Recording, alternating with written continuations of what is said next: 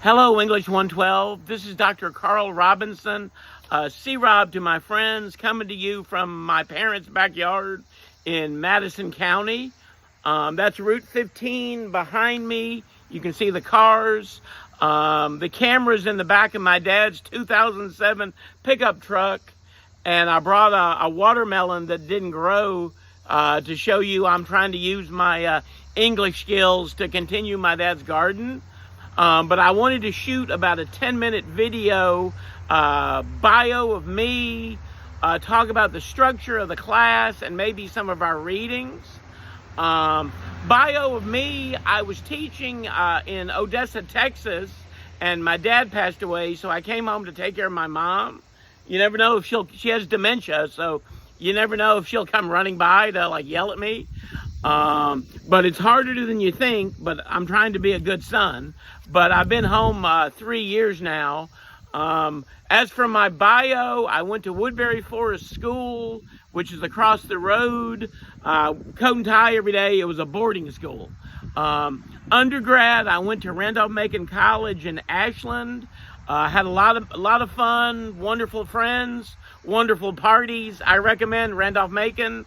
For my master's, I went to Virginia Tech, did a lot of camping and hiking, bonfires with my friends down by the river. I liked Virginia Tech. For my PhD, I went to Kent State in Ohio. Kind of a hippie, did stand-up comedy. My dissertation was called The Language of Ring Sport, a Cultural Phenomena and Its Literary Forms. I talked about boxing and wrestling. Who likes boxing? Maybe UFC now, and why? Like you fight, maybe someone gets killed, much more violent, versus professional wrestling, kind of like theater, kind of like cosplay in 2025. But what kind of fan likes boxing? What kind of fan likes wrestling? My first real job out of college was at Ashford University in Iowa. I stayed there 11 years. There was a president that embezzled money from the nuns, pretty hardcore, so the school closed, and then I got a job at Odessa College in Texas. And I was there 5 years until my dad passed away. So that's me. We'll do more of that when I see you August 25th, 11 in Locust Grove. Room 200, I think. But as for the structure of the class, I believe we have 8 readings.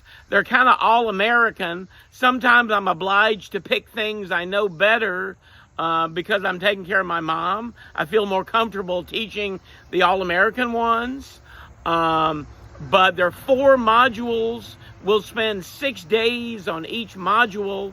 The first day I'll introduce the reading, we'll do bio themes, but then the next couple days we'll have class discussion where hopefully you talk as much as me. The 5th day we do group work where we break up the questions, work in groups. The 6th day is usually a film, YouTube videos. I think there's a library day in there as well. Our readings are OER. They're embedded in Canvas, so you don't have to buy a textbook. Quick and dirty, the readings. The first module is Nathaniel Hawthorne and John Updike. John Updike, I'll do Hawthorne first, I'm sorry. Hawthorne, I believe that reading, Young Goodman Brown, is from 1840. Young Goodman Brown goes to church. He's a solid member of the community. He goes for a walk at night, and everyone he knows, including his wife, including his minister, people from his church, are all in the woods dancing with the devil. So it's kind of like going up to Washington, D.C. But Hawthorne writes a lot about guilt and punishment. I have a friend named Big Handsome in Kentucky that basically any American literature he talks about the themes of guilt and punishment. I think maybe from the older ladies in his town. I'm telling a joke, but we'll talk about that. But anyway, it's about Puritanism, some religious freedom, but what life was like in 1840 in America. The second reading, John Updike, is from 1961. Sammy is a little bit sexist. We get to hear things from his perspective, but three girls walk into his grocery store in their bikinis, and all the male employees go crazy. The reason I like that essay, I went like that because the last time I taught it in Fredericksburg, they didn't like the way Sammy communicated. But I think 1961 in America it's a spot in time when America's changing from nuclear families, 1950s. I'm going fast too. Nuclear families, wear a coat and tie to dinner, leave it to Beaver, versus the 1960s protests. I think it's comparable to, if you were writing something in 2020 and life was one way and then COVID hit and computers took over the world, maybe a little Donald Trump. So it's a snapshot of America in 1961, but basically the males in the grocery store go crazy because girls walk in wearing their bikinis. And the manager is mean to the girl. Queenie says, dress like a decent girl. The kid, Sammy, quits his job like in her honor, but she doesn't really care. But really, snapshot of America changing. After that, we do Edgar Allan Poe. Edgar Allan Poe was born in Virginia, UVA connections, Richmond connections. Last spring, my friends from North Carolina came to visit. We went to the Edgar Allan Poe Museum. We'll read The Raven, which you probably know from The Simpsons or somewhere else. Telltale Heart, which you probably know. And Cask of Amontillado. If I'm trying to connect them all together real quick and dirty for you, it has to do with a reliable narrator.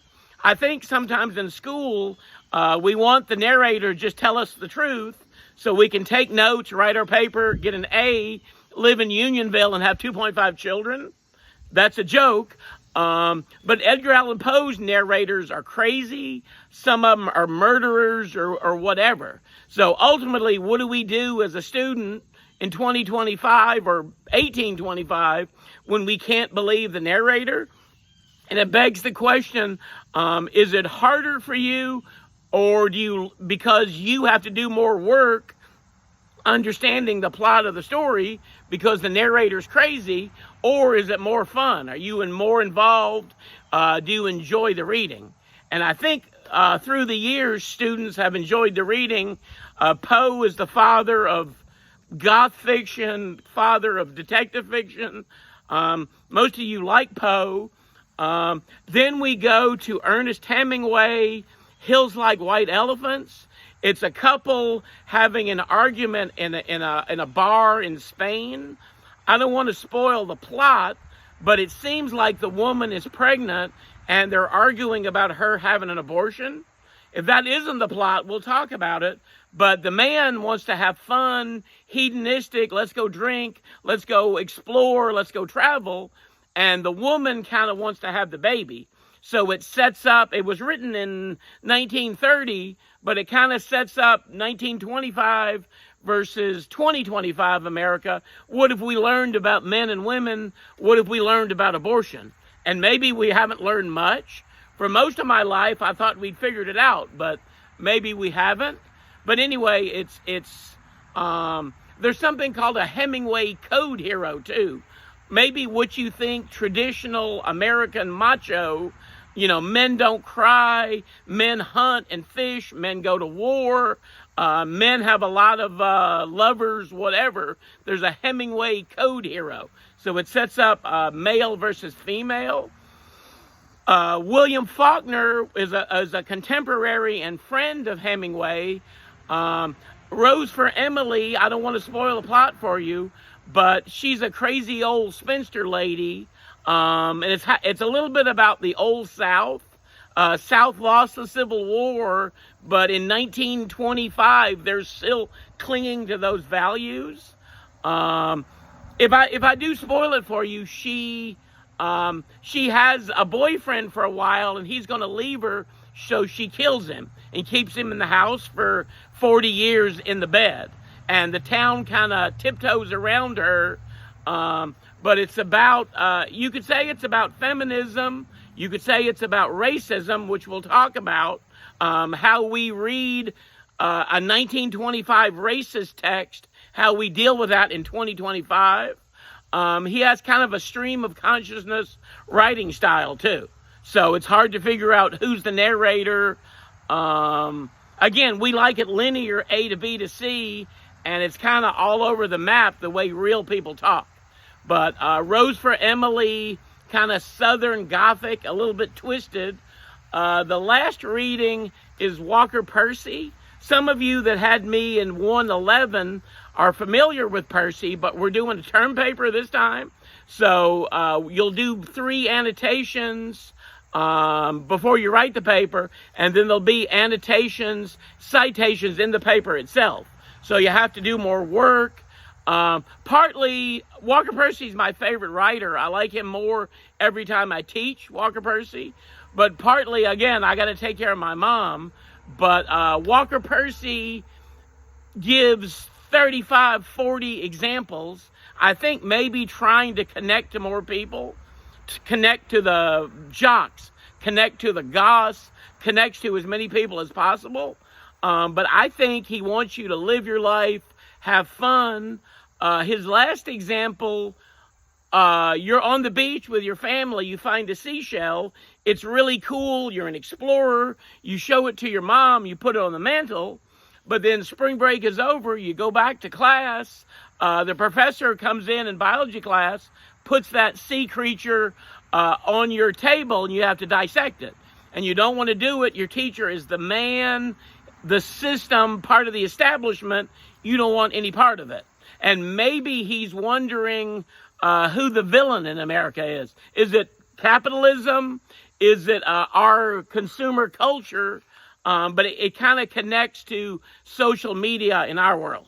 Okay, I did that fast, a little bit longer than I wanted to, but I think you'll like the readings. I don't think I'm a tough grader. I want you to have fun, make friends, talk, find your voice. Okay, I'll see you on August 25th at 11. Bye.